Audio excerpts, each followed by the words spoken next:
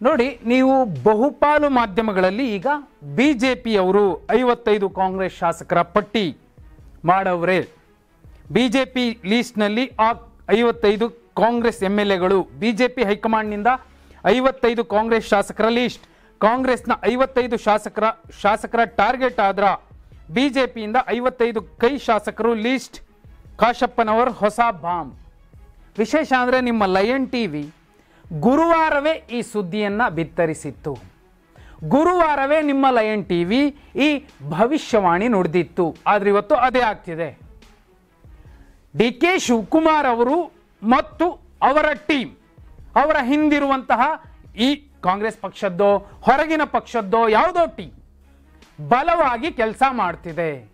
Team DK Shivakumar 55 ಅನ್ನುವಂಥದ್ದು ಸಿದ್ದರಾಮಯ್ಯ ಅವರಿಗೆ ಏನು ನೆಕ್ಸ್ಟು ಡಿಸೆಂಬರ್ಗೋ ನವಂಬರ್ಗೋ ಅಕ್ಟೋಬರ್ಗೋ ಅವರು CM ಸ್ಥಾನದಿಂದ ಇಳಿಬಹುದು. ಅಂದರೆ ದೇವರಾಜ್ ಅರಸು ಅವರ ದಾಖಲೆಯನ್ನು ಮುರಿದ ಮೇಲೆ ಅವಕಾಶ ಕೊಡ್ತೀನಿ ಅಂತ ಏನು ಹೇಳಿರಬಹುದು. ಆ ವಿಚಾರಕ್ಕೆ ತಕ್ಕಂತೆ ನಡೆದುಕೊಳ್ಳದೆ ಹೋದರೆ ಈ ಟೀಮ್ 55 ಏನು ಬೇಕಾದರೂ ಮಾಡುತ್ತೆ ಅನ್ನೋದಕ್ಕೆ ಸಾಕ್ಷಿ ಮಾಧ್ಯಮಗಳಲ್ಲಿ ಬಿತ್ತರಾಗ್ತಿರುವಂತಹ ವಿಜಯಾನಂದ ಕಾಶಪ್ಪನವರು ಕೊಟ್ಟಿರುವಂತಹ ಹೇಳಿಕೆ ನೋಡಿ. ಈಗಾಗಲೇ 55 ಕಾಂಗ್ರೆಸ್ ಶಾಸಕರ ಪಟ್ಟಿ ಮಾಡ್ಕೊಂಡಿದ್ದಾರೆ ಬಿಜೆಪಿಯವರು. ತನಿಖಾ ಸಂಸ್ಥೆಗಳ ಮೂಲಕ ಅವರನ್ನ ಕಟ್ಟಿ ಹಾಕ್ತಾರೆ, ಅವರನ್ನ ಸೆಳೆಯುವಂತಹ ಪ್ರಯತ್ನಗಳನ್ನ ಮಾಡ್ತಾರೆ ಅನ್ನುವಂತಹ ಹೇಳಿಕೆಯನ್ನ ಕೊಟ್ಟಿದ್ದಾರೆ. ವಿಶೇಷ ಅಂದ್ರೆ ಗುರುವಾರವೇ ನಿಮ್ಮ ಲಯನ್ ಟಿವಿ ಈ ಭವಿಷ್ಯವಾಣಿ ನುಡಿದಿತ್ತು. DK ಶಿವಕುಮಾರ್ ಅವರು ಹೇಗಾದ್ರೂ ಮಾಡಿ 55 ಶಾಸಕರ ಒಂದು ಟೀಮ್ ಮಾಡ್ತಾರೆ, ಪ್ರತ್ಯೇಕ ಟೀಮ್ ಅದಾಗತ್ತೆ ಅಂತ. ಆದ್ರೆ ಬಿಜೆಪಿ ಕಡೆಯಿಂದ ಇದಾಗ್ತಿದೆ ಅನ್ನುವಂಥದ್ದು ಇದೆಯಲ್ಲ, ಇದು ಇನ್ನೂ 2 ಹೆಜ್ಜೆ ಮುಂದೆ ಹೋಗಿ ರಾಜ್ಯ ರಾಜಕಾರಣದಲ್ಲಿ ಬಹುದೊಡ್ಡ ಕ್ಷಿಪ್ರಕ್ರಾಂತಿ ಆಗಬಹುದು ಅನ್ನುವಂತಹ ಬಹುದೊಡ್ಡ ಮುನ್ಸೂಚನೆಯನ್ನ ನೀಡ್ತಿದೆ. ನೋಡಿ, ಬೇರೆ ಯಾರೋ ಹೇಳ್ತಿಲ್ಲ, ಕಾಂಗ್ರೆಸ್ನ ಶಾಸಕರು, ಅದರಲ್ಲೂ ಸಿದ್ದರಾಮಯ್ಯ ಅವರ ಅತ್ಯಾಪ್ತ ವಿಜಯಾನಂದ ಕಾಶಪ್ಪ ಅವರು ಕೊಡ್ತಿರ್ತಕ್ಕಂತಹ ಹೇಳಿಕೆ ಇದೆಯಲ್ಲ, ಗೇಮ್ ಮುಗಿದಿಲ್ಲ. ಸಿದ್ದರಾಮಯ್ಯ ಅವರೇನೋ ಅಲ್ಲಿ ಕೂತ್ಕೊಂಡು ಹೇಳಿದ್ರು ಪೂರ್ಣಾವಧಿಗೆ ನಾನೇ ಮುಖ್ಯಮಂತ್ರಿ ಅಂತ. ಹಾಗಂತ DK ಶಿವಕುಮಾರ್ ಮಾತಾಡ್ತಿಲ್ಲ.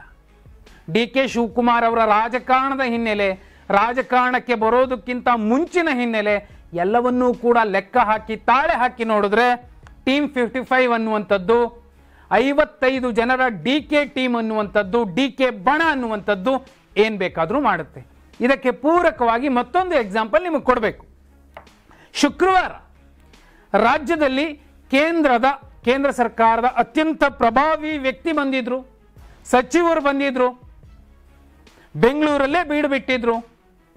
DK ಶಿವಕುಮಾರ್ ಬಣದ ಅತ್ಯಂತ ಪ್ರಭಾವಿ ಒಬ್ರು ಅವರನ್ನ ಮಾತಾಡ್ಸ್ಕೊಂಡ್ ಬಂದ್ರು. ಹೌದು, ನಾನು ಹೇಳ್ತಿರೋದು ಜ್ಯೋತಿರಾದಿತ್ಯ ಸಿಂಧ್ಯಾ ಅವ್ರ ಬಗ್ಗೆ.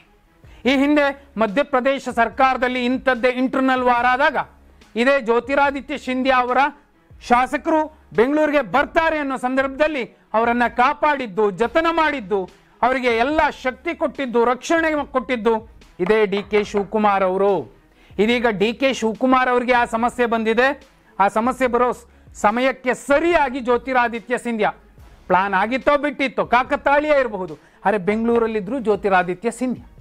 ಏನೋ ಆಗ್ತಿದೆ ಅನ್ನೋದಕ್ಕೆ ಸಾಕ್ಷಿ ಗುರುವಾರವೇ ನಿಮ್ಮ ಲಯನ್ ಟಿವಿ ಟೀಮ್ 55 ಗೇಮ್ ಶುರುವಾಗುತ್ತೆ ಅಂತ ಹೇಳಿತ್ತು. ಈಗ ವಿಜಯಾನಂದ ಕಾಶಪ್ಪನವರು ಆ ಹೇಳಿಕೆಯನ್ನು ಕೊಡ್ತಿದ್ದಾರೆ.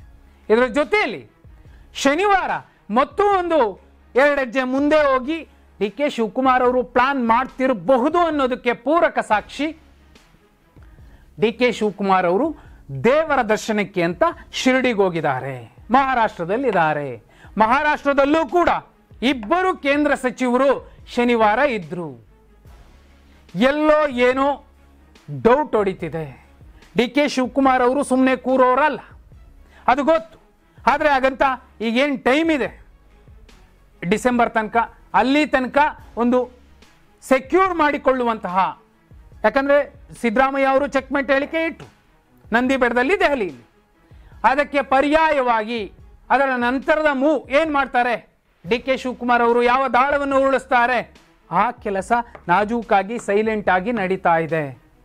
ಆ ಕಾರಣಕ್ಕೋಸ್ಕರನೇ ಬಿಜೆಪಿ 55 ಶಾಸಕರ ಲೀಸ್ಟ್ ಮಾಡಿದೆ, ಕಾಂಗ್ರೆಸ್ನ ಶಾಸಕರನ್ನ ಸೆಳೀತಿದೆ, ಯಾವ ರೀತಿ ಬೇಕಾದರೂ ಸೆಳೀಬಹುದು ಅನ್ನುವಂತಹ ಹೇಳಿಕೆಯನ್ನ ಸಿದ್ದರಾಮಯ್ಯ ಅವರ ಆಪ್ತ ಕಾಂಗ್ರೆಸ್ ಶಾಸಕ ವಿಜಯಾನಂದ ಕಾಶಪ್ಪನವರು ಕೊಡ್ತಿದ್ದಾರೆ.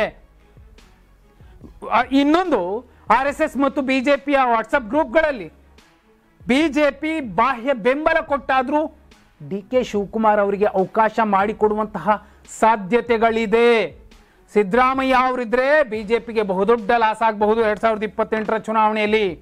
ಅದೇ DK ಶಿವಕುಮಾರ್ ಅವರೇ ಇದ್ರೆ ಯಾವ ಸಮಸ್ಯೆಯೂ ಆಗೋದಿಲ್ಲ.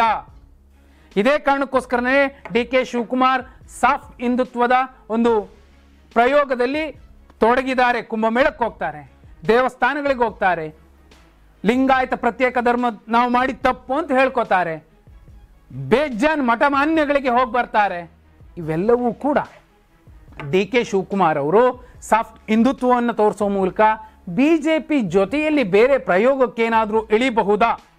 ಹೈಕಮಾಂಡ್ ಜೊತೆಯಲ್ಲಿ ನಿಲ್ಲದೆ ಹೋದ್ರೆ ಟ್ರಬಲ್ ಶೂಟರ್ಗೆ ಕೊನೆಗಳಿಗೆಯಲ್ಲಿ ಸಿದ್ದರಾಮಯ್ಯ ಅವರು ಹೇಳಿದಂತೆ ಒಪ್ಪಿದಂತೆ ದೇವರಾಜ ಅರಸು ಅವರ ದಾಖಲೆ ಮುರಿದ ಮೇಲೆ DK ಶಿವಕುಮಾರ್ ಅವರಿಗೆ ಅವಕಾಶ ಮಾಡಿಕೊಡದೆ ಹೋದ್ರೆ ಈ ಟೀಮ್ 55 ಅನ್ನೋದಿದೆಯಲ್ಲ, ಗುರುವಾರವೇ ನಿಮ್ಮ ಲಯನ್ ಟಿವಿ ನುಡಿದಂತಹ ಭವಿಷ್ಯವಾಣಿ ನಿಜವಾಗ್ತಿದೆ ಅನ್ನೋದಕ್ಕೆ ಇವತ್ತು ಮಾಧ್ಯಮಗಳು ಹೇಳ್ತಿರುವಂತಹ ಸ್ಟೋರಿ ಸಾಕ್ಷಿಯಾಗಿದೆ. ಹಾಗಿದ್ರೆ ಈ ಟೀಮ್ 55 ಅನ್ನುವಂಥದ್ದು DK ಶಿವಕುಮಾರ್ ಅವರ ಬಣದ ಗೇಮ್ ಬಹುದೊಡ್ಡ ಕ್ಷಿಪ್ರ ಕ್ರಾಂತಿಗೆ ಕಾರಣ ಆಗುತ್ತಾ? ಅಹಿಂದ ನಾಯಕ ಸಿದ್ದರಾಮಯ್ಯ ಅವರು ಇಂಥದ್ದೊಂದು ಕ್ಷಿಪ್ರ ಕ್ರಾಂತಿಯನ್ನು ನೋಡಿಕೊಂಡು ಸುಮ್ಮನೆ ಕೂರ್ತಾರಾ? ಕಮೆಂಟ್ ಮಾಡಿ.